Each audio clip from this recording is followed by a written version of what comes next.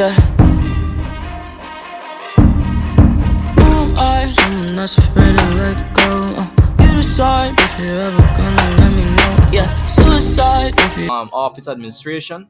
Today we'll be looking at office documents by no other than yours truly, the study prep guys. Chill, relax, and let's start. Rela Hatti. So first of all, let's take a look into what are travel documents to be exact. So there are several documents that are required when one goes on a business trip. Some are specifically for traveling while others are for business involved. Each document is required for a specific purpose and each important as the others. So there's no document that is more important than the other. All are equally important. And today we'll be looking at each document and their importance in relation to traveling today. So, first, something that I really like to highlight a lot is that the documents that you really do need for travel are the passport, visa dash entry permit, the passenger ticket, and health certificates. This is inclusion of the international certificates of vaccination. This is prevalently important in around COVID time in the year 2020. Moving on, let's look at so as I said before, we have the passport. Passport. Everyone knows that without a passport is a signification of your residency and stuff like that. So first of all, let's look at the other items or some things that you would need for business travel. So the first thing is the departure tax receipt or the airport tax receipt. You usually get this when you're booking your flight with agency or a flight agency. You usually receive this then. On baggage checks and boarding pass, they usually put a stamp on your luggage in order to show that you got this stamp from this and this airport and what's not. Immigration form, declaration forms, you also get this when you are now getting ready to actually travel. Moving on, something that let's look at some of the reasons for business travel, or why do we actually utilize these documents and why are they exactly so important. So the first document that we'll be looking at is the passport, and the first thing that comes into mind, it is identification. A passport is identification. It's who the person name is, what is their national status, and it shows a relevant information about the person. Could even be minute details like their eye color and what's not. And it also shows the permission aggregations to where you could actually travel to foreign countries, and also records exit from one country to another. And the second document that we have is a visa. And this is to signify eligibility to enter certain foreign countries. The example is the USA and the UK. It shows if you're relegated to an immigrant or a non immigrant. So that's the purpose of a visa. Let's look at some reasons for business travel. Continued, we will be looking at the two final documents, which is entry permit and the grant permission in whose passport is endorsed remain in a country for whose immigrants is officer it was obtained. You usually get this from an immigration officer. So you have to show this when you're now going into a new country. You have to show your entry permit. If you do not have an entry permit, you will get in a lot of trouble. And secondly, it also enables the immigration department to determine the number of persons entering the country. So it really helps in facilitating the amount of persons, influx of persons into the country. And the second document or the final document is the human certificate or international certificate of vaccination. And the main reason for this is to certify that the person in whose names they are issued has been vaccinated or revaccinated against certain diseases, chlorella and yellow fever. This document more than ever was very important in the 20th century with the induction of COVID 19 for some of you guys who lived through that very depression and very sad time. And secondly, it is also to ensure that the person entering the country is not at health risk to the population. They are merely functioning within the criteria that they have to keep this country safe, and they need to see the person personal health certificate and how they are doing on a minuscule level. An example of this is that, as I said before, the health certificate was prevalently important in around COVID times or COVID 19 within the year 2020. And you needed to show this because if you were found out of having like for example COVID-19, there would probably a lot of cases where they actually send you back to your home country in order to reduce the amount of health applications in that country that you're traveling into. So let's look at the passenger ticket. This is just final notes. This is just a document that you need to have to, and this is to enable that the person whose name the ticket is to travel to specify destinations. So we usually purchase a passenger ticket. You purchase this online. It could be through e-commerce means, or it could either be through manual means. So if you have a passenger ticket, it shows you and it tells you or enables you to travel to a specified destination at a particular time. And if you look into my last video, we did discuss a lot on documentations.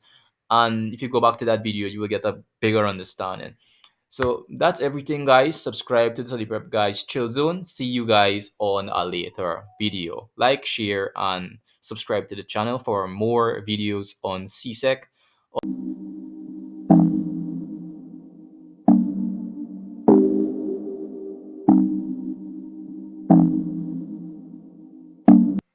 Welcome to the Study Prep Guys Chill Zone. We'll be looking at a full course on CSEC types of office layout presented by no other than the Study Prep Guys Chill Zone. Subscribe, hit the notification bell, and let's start.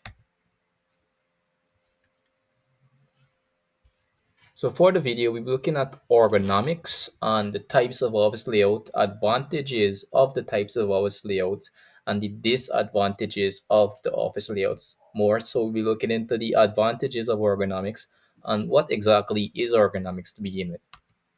So ergonomics is basically changing the environment to suit people rather than people adapting to the environment. So it's basically changing the environment to make us feel comfortable.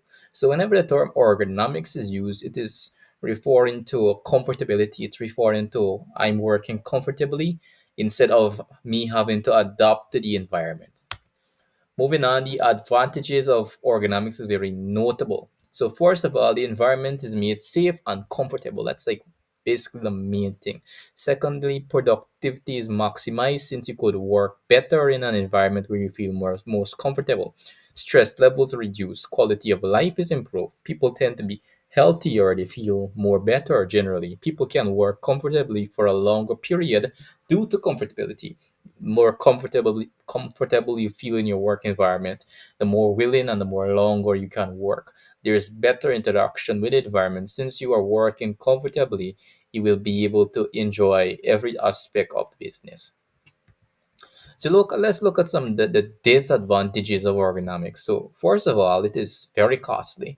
In order to work comfortably, the business may have to invest huge sums of their money generally or their financial sector into making you feel comfortable. And another thing to note is that the work environment has to be changed all the time to suit you because you might want to have the AC, you might want to install something new, and that costs a lot of money.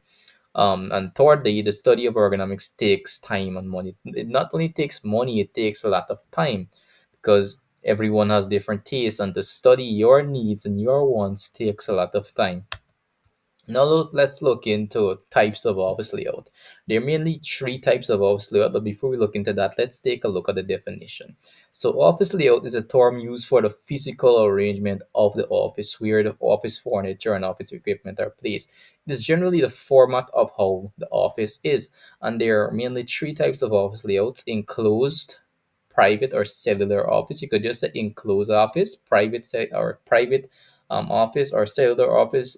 All three of these terms can you be used in any cases. It's still the same thing. We have the open plan or economy block office, and then we have the virtual office. To give you a general idea of what the enclosed office is, meaning that your work, this is usually for people who are in high standards and who usually are in their own places, their own office where they work privately. It's not that they're outside of business, but they have high positions and they usually have an office for themselves. The open plan office is what you find in everyday businesses, everyday office businesses, where you work alongside in your cubicle with your rest of your the rest of your companions and the rest of your friends or the rest of your colleagues you work with in a cubicle next to your colleagues and what's not. The virtual office, however, is you work in long distances from the business, generally speaking. So let's look at some of the advantages of an enclosed private or cellular office. So first of all, it is suitable for top level official because of the privacy it provides. As I said before, only top level officials operate within the capacity of a private cellular enclosed office. And secondly, it provides a better work environment in comparison to like an open plan office. So visitors are not a cause of distractions to others. Since you're working by yourselves, you don't that is not really much of a distraction. Moving on, we have the disadvantages of an enclosed office, private or cellular office. So first of all, it provides little flexibility in the arrangement of office furniture. That usually has to say where it is. It costs more than an open plan office due to ergonomics. Ergonomics comes a lot into play when we consider a cellular office. In case of emergency, help may not be immediately available. Since you're by yourself in your own office, no one might notice when you're sick, no one might notice if you got a heart attack and stuff like that. So that is one of the major disadvantage in this type of office. Moving on, let's look at the advantages of an open plan office. So first of all, it provides more flexibility for the arrangement of furniture and what's not. And secondly, encourage interaction of personnel. Since you are around your colleagues in a cubicle, you could interact with them better. And thirdly, it can accommodate greater number of staff in an enclosed area. In an area, it could provide a flexibility, and it could even open up spaces for a lot of staff members to work alongside each other together. Now let's look at the disadvantages of an open plan office. So first of all, it is not suitable for discussion of confidential matters. You cannot really say anything personal because everyone will hear you basically. It is bad for workers' health. You might not if somebody is contagious with a flu or something that is contagious, you may probably obtain it because like you're literally right next to them. And thirdly, it creates an impersonal space or impersonal atmosphere. You won't have the flexibility of staying in your own area where you feel comfortable. You have to work around people and you have to make yourself comfortable or fit into the environment, even if the environment is not so pleasant at times, or it is generally not pleasant. You still have to fit in somehow. So let's look into the virtual office now. So on some of the as I said before, the virtual office is where you are working away from the business. It is where you work remotely away from the business. So first of all, less time is wasted on commuting. Since you are working probably at home, you won't have time to communicate with your workers, and that gives you time to actually work more. And that comes into time where there may be greater work productivity since you're not talking to anyone within the staff or they're not making small talk to say you have more time to work, and that could lead to greater work productivity. And work hours are flexible. You could work anytime you feel like. You could be very flexible with that.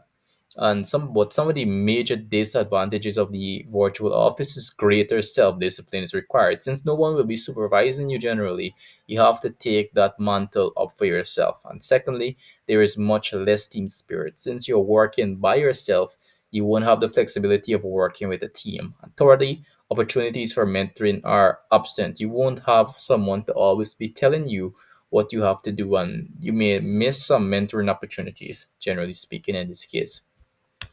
So that's everything, guys. Thank you for watching the video. Look at the playlist below, subscribe. You could check out the studyprepguy.com on Patreon, the Facebook group chat, or you could check me out on Discord at the Discord link, or you could actually personally contact me for one-on-one questions related to CSEC.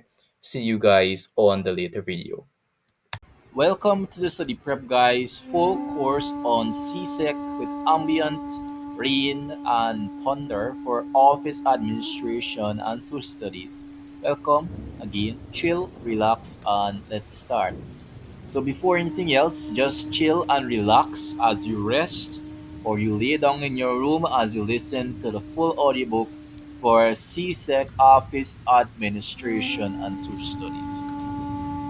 So the first question that we'll be looking at is CSEC May June on the year 2011 paper 2. It's in relation to what are some of the characteristics or what are the types of leaders. The first type of leader we'll be looking at is democratic. You might be asking the question, what are some of the key characteristics, or what is a democratic leader to begin with? A democratic leader is someone that does not make their own decisions. They listen to the opinions of others in the business and they make their decision based off of that information. So, the first major characteristics of a democratic leader is that they allow the opinions of others in the organization. And second is likewise, they make decisions based on those opinions. So, a democratic leader is very different from something we consider to be an autocratic leader or an authoritarian leader.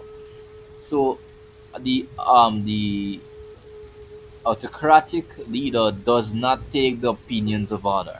So the democratic and authoritative leader are totally different. And when the authoritarian leader makes a decision, it is final. No one could question them, and no one has a right to give their opinions. And to be honest, it's a very sad situation. Won't you think so? Moving on, we have a very interesting question which says define the term feasibility study. And this is a question taken from the year 2011 also, and let's answer it. So, a feasibility study is a study of how a financial market is. It's basically a study of how the markets are. That's what a feasibility study actually is.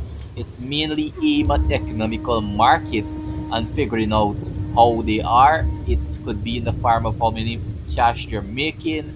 It could be in the form of how they're doing, if they're doing well, if they're doing bad, if they are breaking even. All of these terms, breaking even, we'll look at that in the later video. But for now, you understand the basic concept of what is a feasibility study. Is a study prep, guys. Chill zone, subscribe, hit the notification bell, and let's start. This will be a basic class on the basic introductory terms in a way, and we'll not just look at it, we will be applying those terms and working past papers. So let's start. So let's look at some very basic terms. I cannot cover everything in this video, but we will make a playlist on every term that you need to know. So let's look at the introduction of terms. So the first term that I would like to look at for our first class officially is logistics. And what exactly are logistics? Logistics is the detailed organization and implementation of a complex operation. Logistics refers to the time that you spend calculating the profit to loss ratio. You might want to know how much stocks you have. You might want to know how many more stocks do you need, and all of these things. That's what logistics basically is. It's the complex inner working of an organization. It's basically those things that goes on behind the scenes that we don't usually see. So if you have that in mind, we usually see logistics in every business. As a matter of fact, we have an accountant who who tallies the amount of money we make. Essentially, that's logistics. Logistics is just very basic. It is the complex inner workings of the organization. So that's everything for logistics. Now let's look at the question for CSEC 2018 May June. So it says here, this is a question on May June for 2018 for CSEC, principle of business, and this could be in the case of OA, office administration also. So the question asks, what are two factors that can affect the supply of labor in a business? The first factor is logistics. And why, you might ask? Because you usually have to give an explanation at the end of these things. Just saying logistics is not enough. Since logistics assists in the efficiency of the business, and thus without it, the business will be unable to function properly. Logistics help the business to be efficient. And if we don't have logistics in place, the business will be less efficient because we won't know how many profits we are making, how many stocks we have, and if we have to restock. We won't be able to answer these basic questions. Logistics is of the utmost importance. And secondly, we have the type of business. The type of business such as sole trader, private and public limited business, etc. The size of the business, depending on the sizability of the business, you will be able to employ a certain amount of people. Obviously, if you're a small business, you won't be able to supply a lot of workers. You won't be able to supply a lot of labor. So that's basic. So the bigger the business, the more amount of workers that you could have. The smaller the business, the less amount of workers you could have. Now let's move on to the factors of production. We'll be looking at three major factors of production in this class: land, labor, and capital. And we'll also be looking at the rewards for the factors of production. Now let's take a look at the first factor of production, which is land. And you might be asking, what is the factor of production? The factors of production are those things that are needed in order for production to take place, essentially. And we have majorly around three. We're looking at the three main factor of production. Land. So let's look at land to begin with. This includes the natural land of the area, such as tree, waterways, etc. This just refers to the physical aspect of areas since land is unchangeable. Land just refers to, matter of fact, land. It's this is very much self-explanatory. We see land everywhere. We go on the streets. We walk on land. We everywhere is land, and land is permanent. We can't change land. When we are dead, land will still be here regardless of how we feel. And since land is permanent, and we have land for a period of time, we consider the fact of reward for land to be rent, because rent meaning that you have it temporarily, and obviously time will go and you will die and somebody else will use the land. So the factor reward for land is rent, since it is permanent and it will be far longer here than we will ever be. So let's look at labor now. Labor just refers to the skills of persons and talents of individuals. It just refers to their ability to contribute to the production process. And if you work, you will have a job, you will be rewarded wages.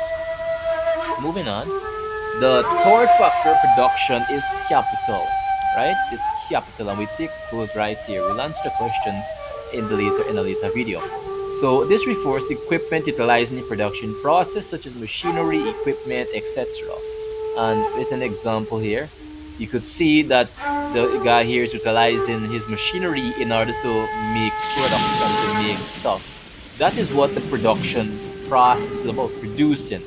And if you could look in the image, you see that he's standing on land, and we have labor, and he's utilizing capital. He's utilizing machinery, he's utilizing land, and he's utilizing the knowledge that he has acquired after years of hard work in educative institutions. So the three factors of production is being utilized in the image there. And from that, it is everything for now. Subscribe, hit the notification bell, everyone, and see is the study prep guys chill zone. Subscribe, hit the notification bell, and let's start. This will be a basic class on the basic introductory terms in a way, and we'll not just look at it, we'll be applying those terms and working past papers. So let's start. So let's look at some very basic terms. I cannot cover everything in this video, but we will make a playlist on every term that you need to know. So let's look at the introduction of terms. So the first term that I would like to look at for our first class officially is logistics. And what exactly are logistics? Logistics is the detailed organization and implementation of a complex operation. Logistics refers to the time that you spend calculating the profit to loss ratio. You might want to know how much stocks you have. You might want to know how many more stocks do you need, how, and all of these things. That's what logistics basically is. It's a complex inner working of an organization. It's basically those things that goes on behind the scenes that we don't usually see. So if you have that in mind, we usually see logistics in every business. As a matter of fact, we have an accountant who who tallies the amount of money we make. Essentially, that's logistics. Logistics is just very basic. It is the complex inner workings of the organization. So that's everything for logistics. Now let's look at the question for CSEC 2018 May June. So it says here, this is a question on May June for 2018 for CSEC, principle of business, and this could be in the case of OA, office administration also. So the question asks, what are two factors that can affect the supply of labor in a business? The first factor is logistics. And why, you might ask? Because you usually have to give an explanation at the end of these things. Just saying logistics is not enough. Since logistics assist in the efficiency of the business and thus, without it, the business will be unable to function properly. Logistics help the business to be efficient, and if we don't have logistics in place, the business will be less efficient because we won't know how many profits we are making, how many stocks we have, and how we if we have to restock. We won't be able to answer these basic questions. Logistics is of the utmost importance. And secondly, we have the type of business. The type of business such as sole trader, private and public limited business, etc. The size of the business, depending on the sizability of the business, you will be able to employ a certain amount of people. Obviously, if you're a small business, you won't be able to supply a lot of workers. You won't be able to supply a lot of labor. So that's basic. So the bigger the business, the more amount of workers that you could have. The smaller the business, the less amount of workers you could have. Now let's move on to the factors of production. We'll be looking at three major factors of production in this class: land, labor, and capital. And we'll also be looking at the rewards for the factors of production. Now let's take a look at the first factor of production, which is land. And you might be asking, what is the factor of production? The factors of production are those things that are needed in order for production to take place, essentially. And we have majorly around three. We're looking at the three main factor of production: land. So let's look at land to begin with. This includes the natural land of the area, such as tree, waterways, etc. This just refers to the physical aspect of areas since land is unchangeable. Land just refers to, matter of fact, land. It's this is very much self-explanatory. We see land everywhere. We go on the streets. We walk on land. We everywhere is land, and land is permanent. We can't change land. When we are dead, land will still be here, regardless of how we feel. And since land is permanent and we have land for a period of time, we consider the fact of reward for land to be rent, because rent meaning that you have it temporarily. And obviously, time will go and you will die and somebody else will use the land. So the factor of reward for land is rent, since it is permanent and it will be far longer here than we will ever be. So let's look at labor now. Labor just refers to the skills of persons and talents of individuals. It just refers to their ability to contribute to the production process. And if you work, you will have a job, you will be rewarded wages.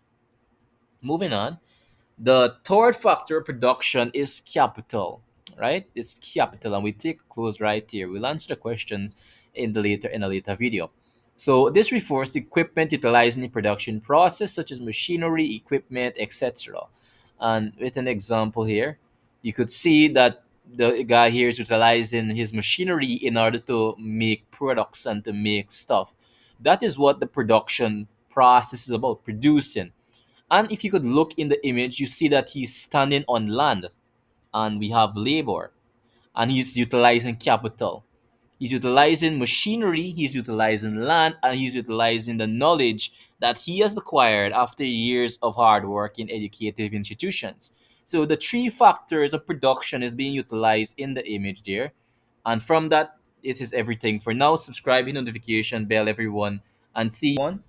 Today we'll be looking at office administration or office documents on the topic of business for office administration. Welcome to the study prep, guys. Chill zone, subscribe, hit the notification bell, and without further ado, let's start. So let's look at the types of office documents in the business. We'll be looking at three main documents. We're looking at itineraries, business letters, and transactional documents. So first of all, let's start off on itineraries. What's itineraries exactly? So, itineraries, as defined by the English dictionary, is a planned route or journey. An example of this is, or a quote is, his itinerary included an official visit to Canada. From the examples in the pictures, we could see that itinerary deals with traveling, but it's more than just traveling. It's about planning, having documents, having your passport, having your these documents in order to basically travel abroad. You need to schedule your appointments. When are you going to leave? And all of these other things. Are you comfortable traveling at this and that time? That's what itinerary are.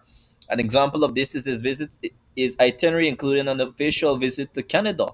A travel document recording a route or journey. That's another way to put it.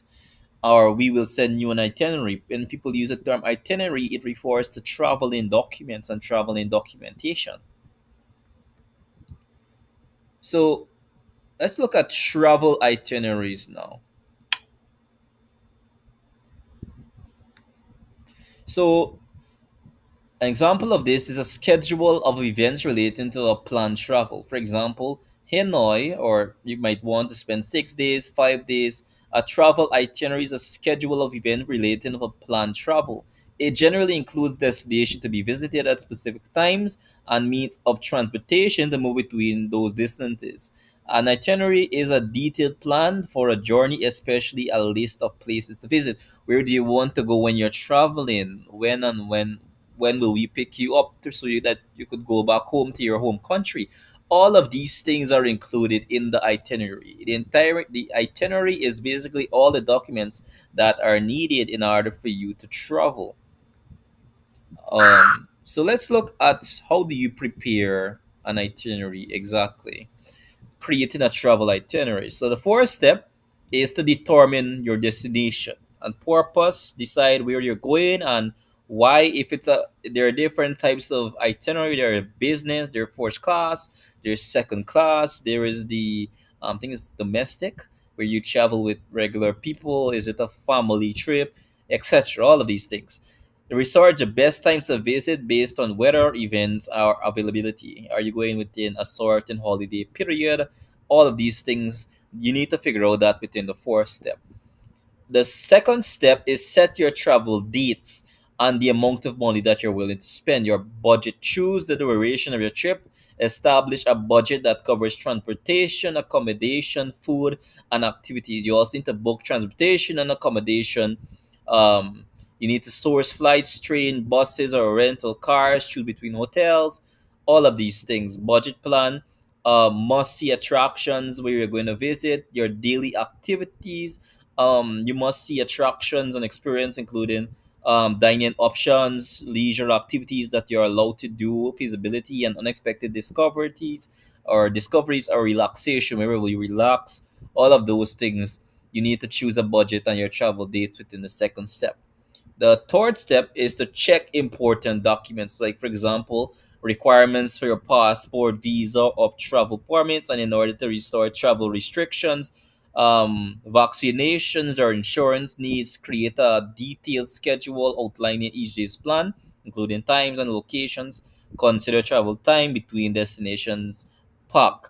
You need to make sure within the third step, you need to make sure that you have the necessary documents in order to promote or to make sure that you, and for any damages caused, you have a coverage in case anything bad happens. You have a recovery document, for example. The fourth step is to prepare and make a checklist of essential items based on weather. What are you gonna bring? Are you gonna bring essential documents? You need to bring essential doc. You need to make sure that you have the right equipments, and that's the final step. You just need to make sure that you have the right equipments. You have everything that you need in terms of clothing, in terms of fashion, and all of these other things. So that's how you create a travel itinerary. So now let's look into a business letter. So a business letter is a professional format letter that is sent by one company to another. It is a written communication used in formal business transactions, contain information about a business transaction, agreement, or in inquiry. All right, inquiry. Business letter can be used for professional. A business letter could come in a lot of forms, but a business letter is usually between persons or it could be in the form of employment if there's not a business letter for employment. But, however, a business letter must address a specific person or group, and it needs to have a clear and brief aim by persuasion, concluding with a specific goal. That's the main goal of a business letter. It needs to be formal. It does not need to be informal. That's the gist of it. So you need to have a clear and brief aim. You need to state why you're going to send this letter, state your point, state your view, and state why you're sending this letter. It needs to be to specificness. It cannot just be to anyone. A business letter must be business related, as the name suggests. So now let's look at a format of a business letter. So in the example, we have the heading, we have the inside address, and then you have the salutation, we have the body. Let me just give you an example. This is just an example. So for the signature, you sing sincerely yours. You state your name, you state your position. You need to think your salutation, and the body, you need to have the basic three body paragraph. You need to have a heading, and the heading usually includes the inside address usually includes the name of the person to whom you're sending it to, their street, and you could also include their address, the business name within the inside address. You could also include their business if you know their business. But in the case of dear Mister, if you know the person name, you could be very specific in this area with a salutation and actually include the person's full name. But if you do not know the person's name, you could utilize for whom it may concern or something like that. But you need to be very flexible within the salutation. However, do not go off straight when you're going to write your body, your introductory sentences within the letter. You need to be very brief. You need to state why you're going to send this letter. You do not need to state anything excessive. So that's the format of a business letter. Now let's look into an invoice. So an invoice is a list of goods sent or services provided with a statement of the sum for these, a bill. An invoice is basically a bill. If you purchase this and this and this and this amount of goods, you need to pay this amount. It's basically a sublimation of all your transactions that you have to pay for. So that's about it. And this is an example of an invoice that you would usually find at a store.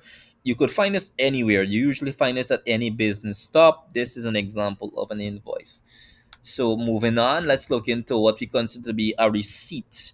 So a receipt or a receipt is a written record that shows someone has received something such as goods, services, or a payment. Um, when you buy a shirt at the store, the cashier will give you a receipt. There's some examples of some instances. If you pay for a meal at a restaurant, you will receive a receipt showing that yes, this guy paid for it. However, the big question is, what is the function of a receipt? Why do they give us a receipt to begin with? So, a receipt is a written acknowledgement that something of value has been transferred from one party to another. It serves several purposes, including providing information to customers or donors, documenting purchasing, and assisting with internal accounting. Receipts are used to consumers from vendors and service providers used in business to business transactions or to provide with banking or financial market trades. It's basically a stamp that you bought this good, and it literally says that this guy made his purchase. It's a proof of your purchase. It's evidence, basically. Usually within the business world, if you make a transaction or you do a transaction, you will receive a receipt. Or if you're for example, if you are working with a business, or somebody send you to buy something, they may want to see a receipt to see how the amount of money that they paid and stuff like that. So that's everything for this video. Um Now you will answer this question down in the comments below. So you could type in the comments below, but this is some questions for you. Now let's look into the fourth question. What is an itinerary and why is it used? Explain the key components of a travel itinerary. Um, what information is typically included in a business itinerary? Describe the questions for OA questions and answers. And this is by the study prep guys. Chill zone, chill, relax, and let's start. So the agenda of this video is for looking into logistics a bit. We did look at logistics. We did look at the types of business, factors of production. But for this video, we'll be looking at tips when answering questions, and we're looking at some work attributions that are necessary for any job that you are implying for. So this is a question on logistics, which is from the year 2018, paper 2, May, June. It's on more of work attributions. We did answer 2018, paper 2, May, June on logistics on the last class. But for this video, we answering the question, what are some of the major characteristics of a receptionist. You could shape that differently. But the question is, what are some work attributions that are necessary for a receptionist? So the possible answers for the characteristics of a receptionist is excellent communication skills, the ability to communicate or to actually understand the person needs. Receptionists are in contact with people by phone, email, or in person, and they need to have that ability in order to share information. Need to have multitasking ability. Reception handles multiple tasks, including answering phones. Social skills, organization, and technical skills are some of the characteristics of a receptionist. Now let's answer another question. What are two functions of the human resource department? So functions the human resource department include career planning, include um, planning, counseling, and basically giving that information towards persons who are now going into the job market. Human resource planning, this is the primary function of human resource management, and this is to basically make sure that they have the necessary resources in the work environment or the business that they are attending.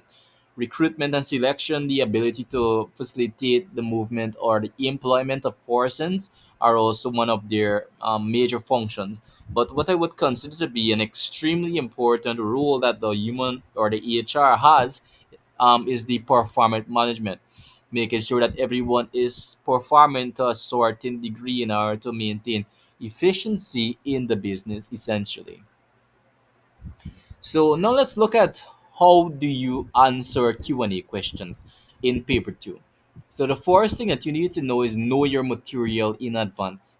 If you could basically study, basically understand the concept, and you need to anticipate common questions, like for example questions that usually repeat, questions that is usually always there, that sometimes always repeat. For example, in social studies we have the idea of individual, family, and society, and regional integration, and these terms. So if you have the baseline of those basic terms, you need to make sure that you understand those terms fully, because it always repeat all the time for CSEC. You need to rehearse your responses. This means working past papers, doing past papers, and these things will equip you with the necessary skills in order to be or in order to answer the question, because you know how to answer it. You know the best way to answer it because of practice.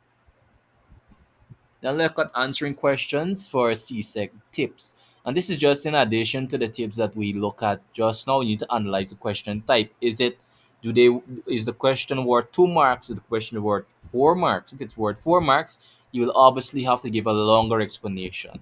Analyze the question type. Apply the PEE method. This is very important. Point, explain, example. You state your point, you elaborate on that point, and then you give an example of that point, and you will get your marks if you could do that. Use business language and terminology. Don't use subsidized language. Don't say um, an individual business. Instead, say a sole proprietor business or a sole trader business. Use business term. Also, look at time management. Answer utilize like 2 to 3 minutes per question. And you need to answer the question based on the context given. If they said Joanne is working at this business, utilize, and we're going to give an answer now.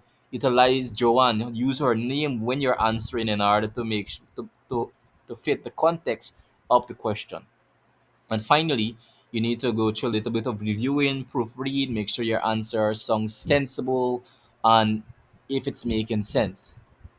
So that's everything for this video, guys. It's a very sharp video, so subscribe, hit the notification bell, and see you on the later video. You could check me out at patreon.com at the Study Prep Guy. You could even check me out at the Study Prep Guy group chat and my personal email there, and also you have my Discord.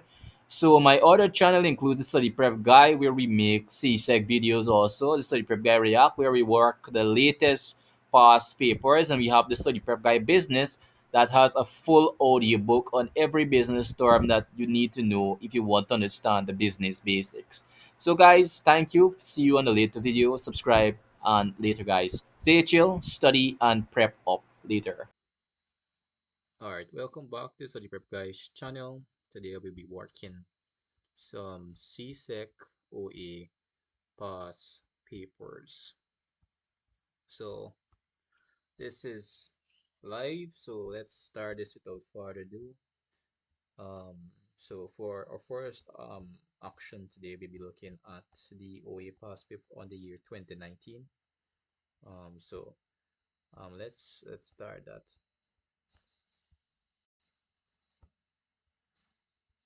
So the first question on the list is that you are responsible for planning the firm's annual general meeting. There are two attendees who have been designated ex officio members. State the responsibility of the ex officio members at the general meeting. One of their major responsibilities is general counseling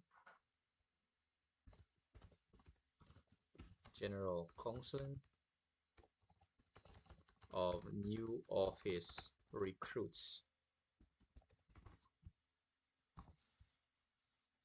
So general counseling of new office recruits is one of the responsibilities. That would be number one. For number two, one of their other major responsibilities is suggestions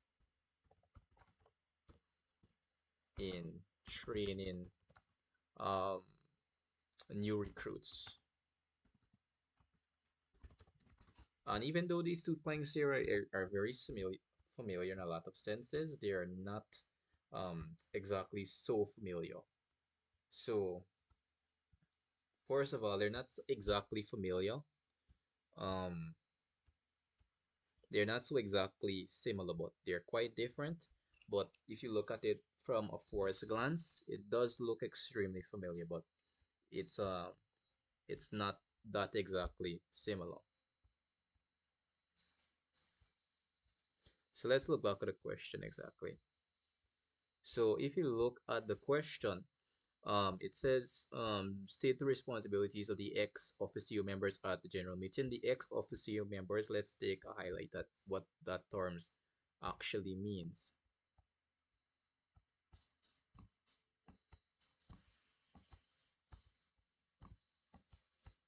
I isn't highlighted for some. Oh, that's erased. What's up with me, guys? I'm using erase instead of that. Let's look at the term ex officio members. Officio members. So if you look at the general definition, it says an ex officio member. If you look at the general definition right here, if you could see, it says an ex officio member is a member of a body such as a board, committee, or council who is part of it by virtue of holding another office. So they are generally a member of a body such as a board, committee, or council. And if they are part of a council, their main responsibilities, or one of their main responsibilities, is general counseling of new office recruits, and they need to also suggest suggestions in new training recruits, and they have to generally be involved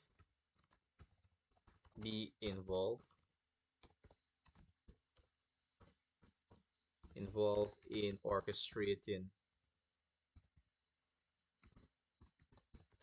the events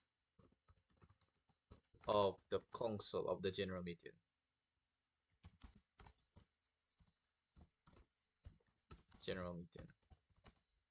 So one of their major responsibilities or is generally orchestrating the events of the general meeting. They are the persons who will even call the meeting to begin with. So they are responsible in a large morality of senses. So we have that definition out of the way. And with that, we could basically have the gist of it right off the bat. So moving on, let's go back to our next question. Um, let's look into state two important features of a hotel you should consider when making reservation for staff members for traveling overseas. Two important features is that it is affordable. You need to make sure that the hotel is generally affordable. Make sure that the hotel is generally affordable. This is like the number one reason or the number one characteristic of any hotel.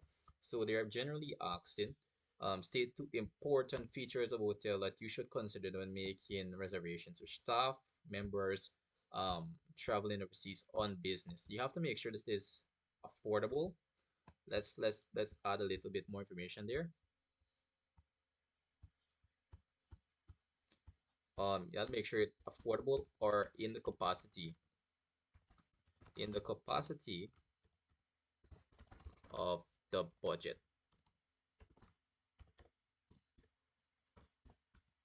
So that's two things you need to really take into like major consideration. You need to make sure that the hotel is generally affordable or it has the capacity to of the for the budget, because usually within business trip you will have a budget, you will have amount of money that you can spend, um and you need to stay within that zone.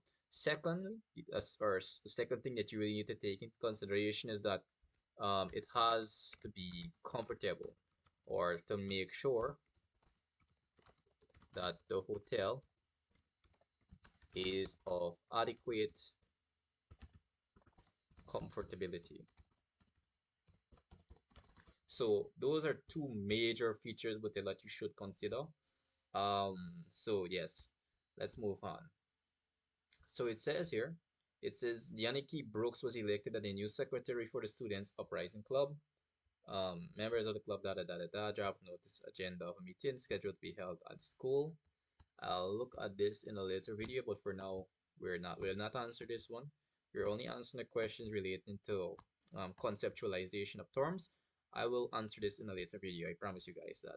So let's look at section 2. It says answer all questions in this section. State to staff evaluation appraisal criteria that might be used for employee performance assessments through an organization.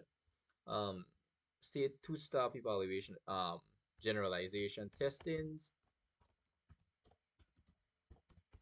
generalization of tests. So that's one thing that they could do. So it says there's state to staff evaluation appraisal criteria. Let's look at the term criteria majorly. Criteria is the standard of what you're doing. Criteria means in relation to standard.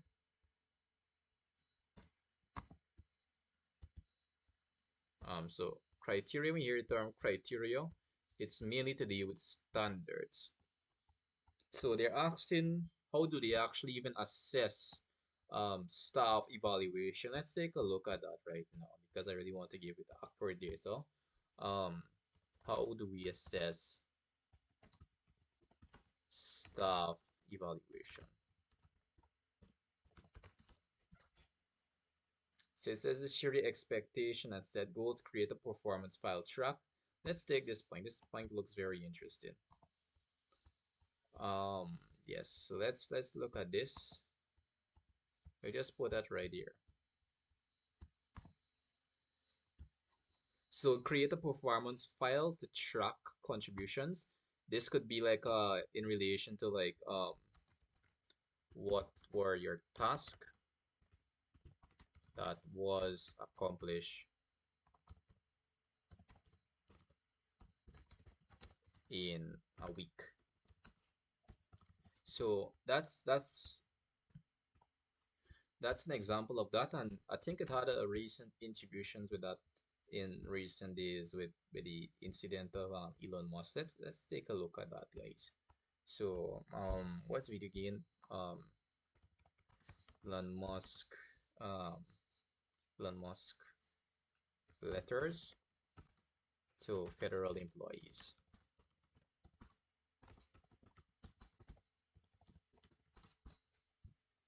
Probably spell that wrong, but anyways. So if you look at this video here, if you look at this is something that is We have new info. if you look at this is something that happened a little while back with Elon Musk giving all federal workers 48 hours to explain what they did last week. Information tonight about those emails sent to federal workers today saying, explain what you did at work or lose your jobs. That directive coming from Doge and Elon Musk. So here's a look at the email. It says, please reply with 5 bullets of what you accomplished last week. It has a deadline of Monday, 11:59. So from the example, you could see like a basic education towards like what they did do within that last week, if you understand what I'm trying to say. And from that, we could see like there's a basic adjudication towards like for example, they ask what the hell you guys or what the hell you're doing within that month. And from that, there was like a basic assessment, basically, of what they did. They asked for a reply of five things that they did within the 48 hours, and if they did not reach that performance standard, they will be fired. And that's like a basic idea that um that that come into mind really when we think of it in that sense. So that's something very interesting that they did back then. But anyways, let's go back to the questions. So define the term induction as used by human resource professionals. Let's look at that. What does the term induction mean?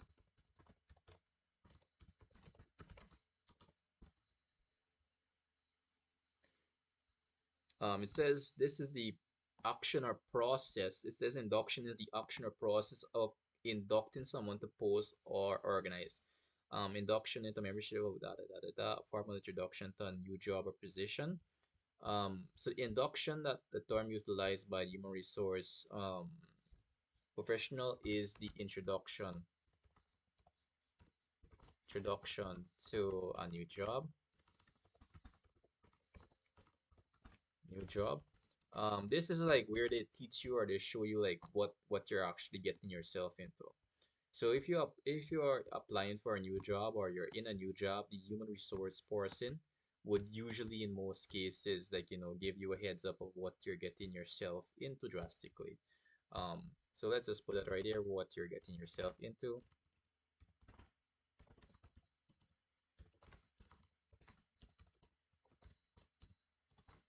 So that's about it, what you get yourself into. So we'll stop right up there today, guys. Subscribe, hit the notification bell, and see you on the later video. Welcome everyone to the Study Prep Guys channel. Welcome to the Study Prep Guys 2.0. Subscribe, hit notification bells, and let's start.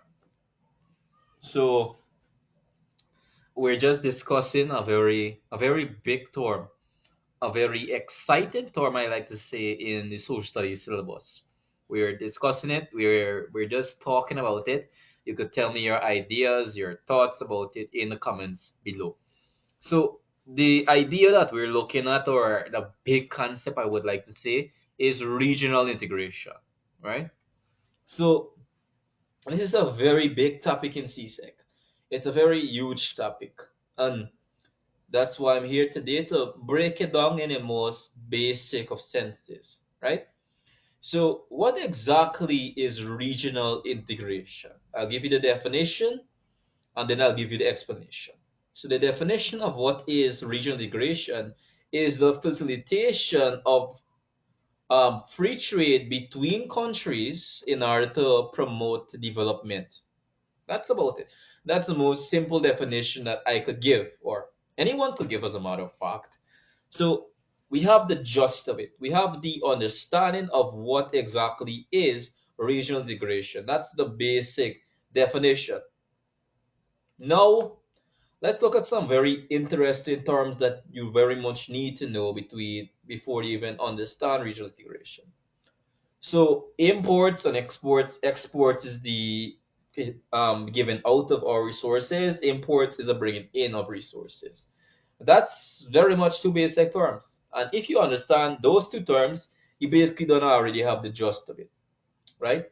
But something that you may not know between in the terms of exporting or expediting resources, we have something called trade barriers. We have something called trade barriers. Trade barriers are those is like those things that block us, or the things that limit our trading arrangement between other countries. That's what our trade barriers essentially. But the two types of trade barriers that, or three as a matter of fact, the three types of trade barriers that I will be discussing for this video are: number one, tariffs; number two, quotas; and number three, um, preferential tariff. So what are tariff exactly? I'll give you an example, and then you could think about it.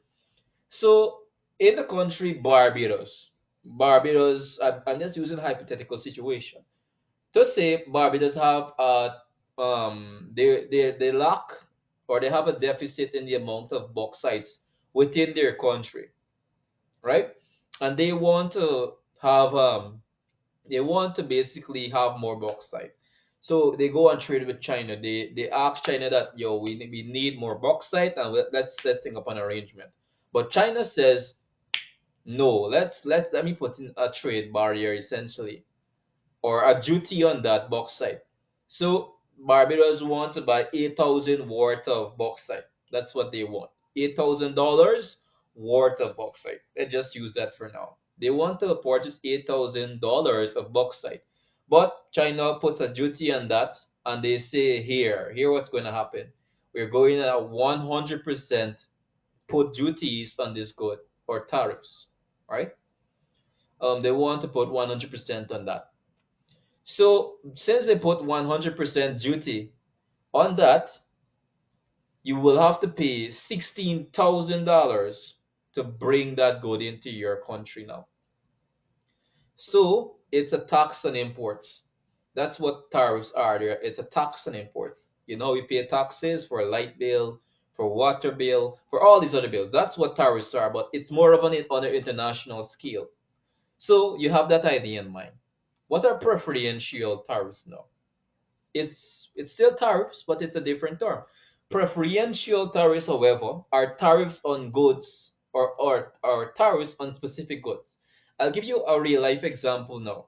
If you look at the situation in the United States, or the trade war going on currently right now between the two economies of America and China, we could see that there is a preferential tariff.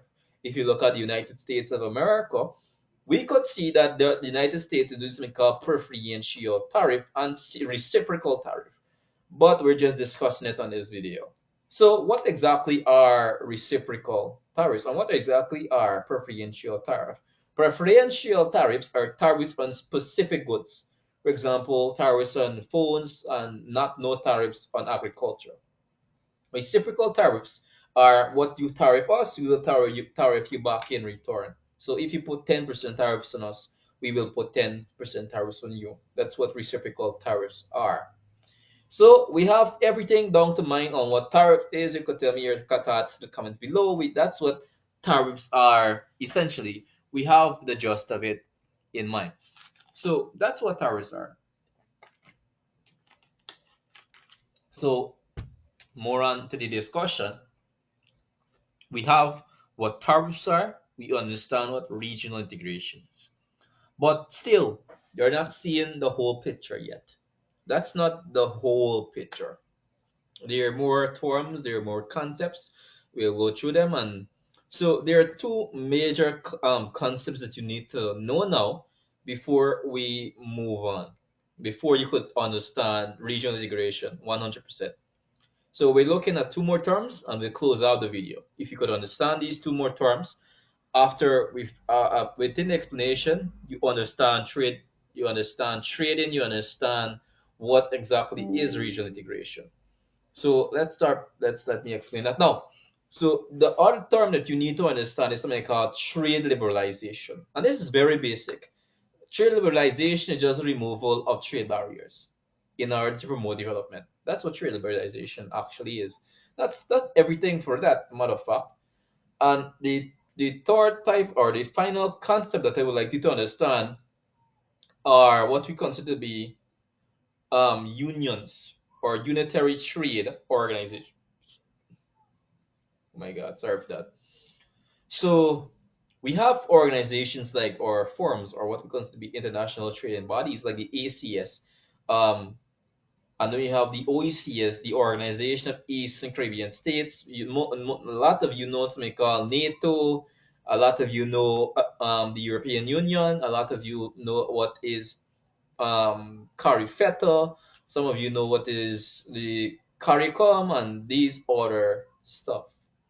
These are what we call international trading bodies, right? And you might ask question, why do they actually form it? They form international trading bodies in order to facilitate development, and in order to promote effective development. So why did they form CARICOM? Why is CARICOM here? Why the hell is CARICOM here? It's very basic as a matter of fact. Why is CARICOM here? They are here in order to promote development. But why? That's a big question. CARICOM is as a number of small countries that band together. It's basically islands. I wouldn't say they're islands because I don't want to seem rude to my audience, but they're basically islands. Some bigger than the rest, but if you look in comparison to more bigger countries or more developed countries like France, like America, like Russia, and these countries, we are quite small and we are quite at a disadvantage. And the founders of CARICOM figured, yeah, we need to form a unicenter or a unisense body in order to fight against these world superpowers. And that's why CARICOM was formed. It was not only formed for that, however, they were formed in order to promote development fast through unitary policies. And that's why we have CSEC. CSEC was formed through CARICOM in order to promote fast, effective development. So with all of that, with what we understand is tariffs, you understand that. We explain tariff. Secondly, we explain what are unitary markets or unitary trade markets. And we understand trade liberalization. If you could understand the gist of that, you understand what regional integration is. Tell me your thoughts in the comments below. If you like what you're seeing, if you like the content and you feel educated, subscribe, hit the notification bell. See you guys on the later video.